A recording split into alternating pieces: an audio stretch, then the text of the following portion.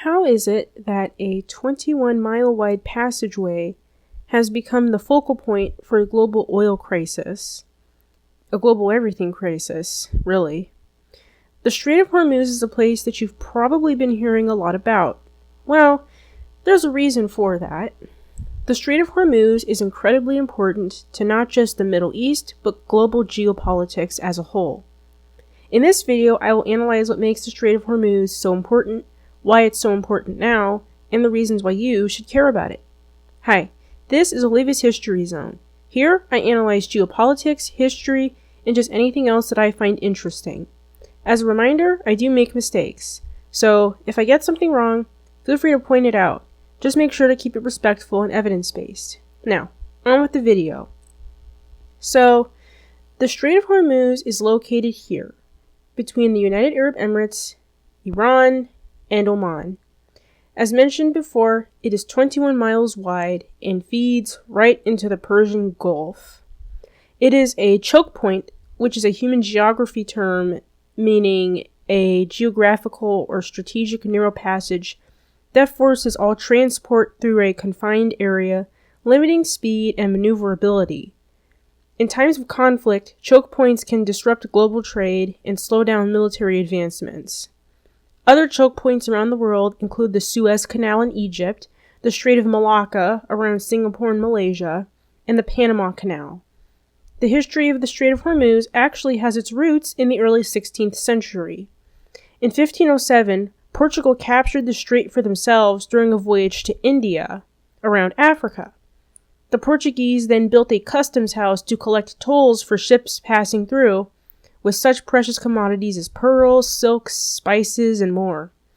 The Portuguese, as you can probably imagine, became very rich, and it was all going great for them until 1622, when they were driven out by Shah Abbas I of Persia and the English East India Company, which led to the rise of Ottoman and British rivalry over the strait. In 1908, when oil was discovered in Iran, the prominence of the Strait of Hormuz was once again called into question. The British controlled the oil industry in Iran through the Anglo-Persian Oil Company, later changed to British Petroleum, or BP, and in 1933, they also won a lopsided deal to control Iran's shipping and exports.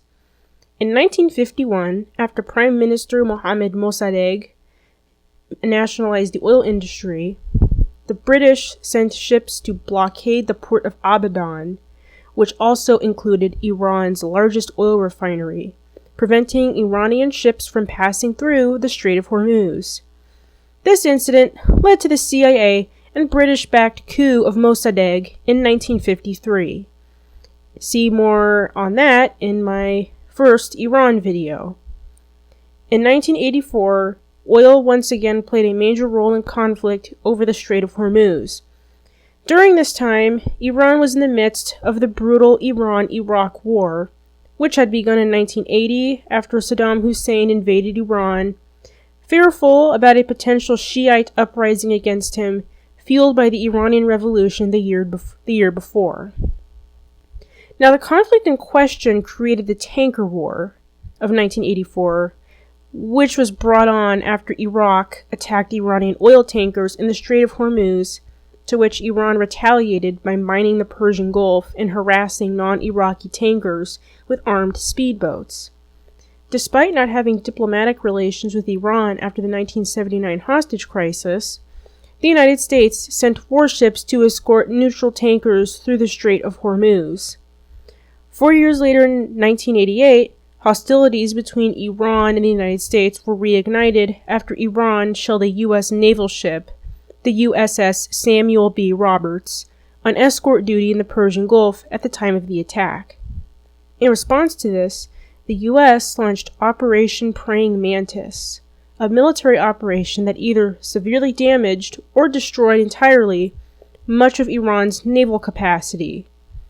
Later in the year, the U.S. accidentally shot down Iran Air Flight 655, which killed all 290 civilians on board the commercial flight.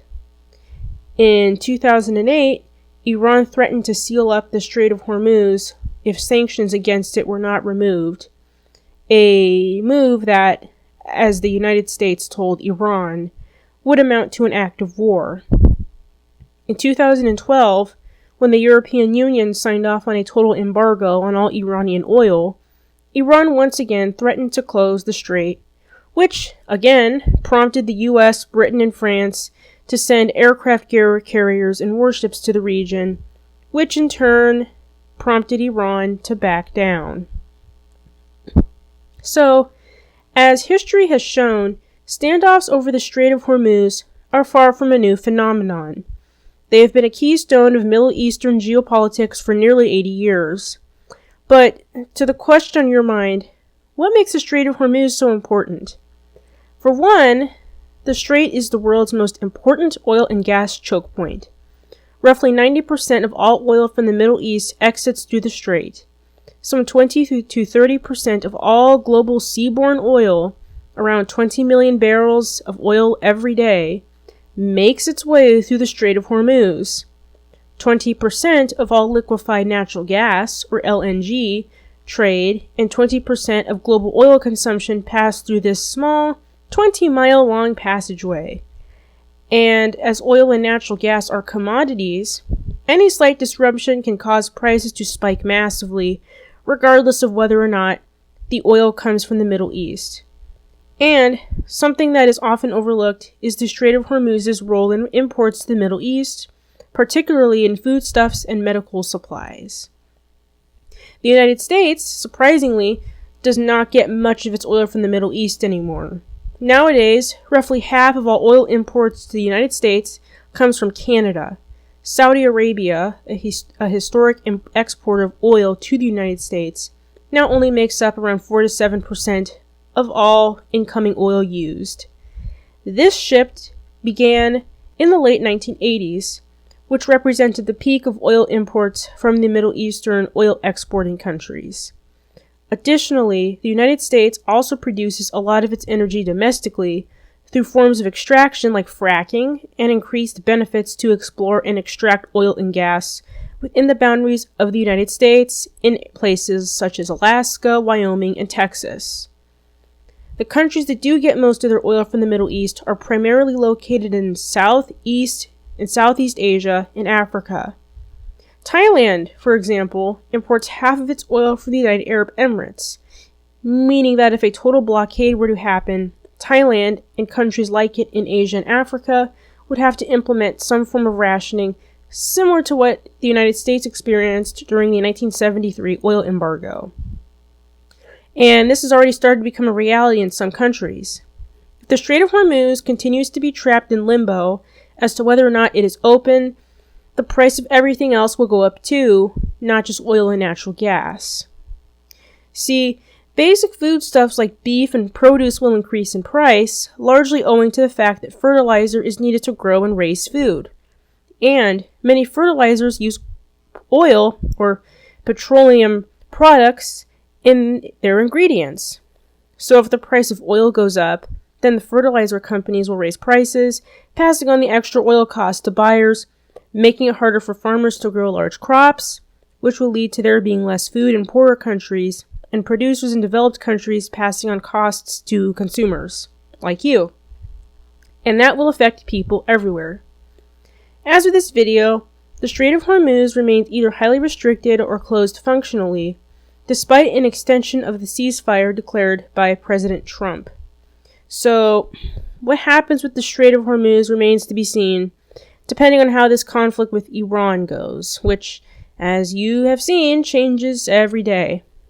But I would advise people to keep an eye on how things go, because with conflicts like this, you just never know. Thank you for watching. If you found this video helpful and or insightful, like, subscribe, and leave a comment as to your thoughts below. If you disagree, feel free to explain why. I'm always open to respectful discourse. I'll continue covering political and geopolitical issues with depth, context, and clarity.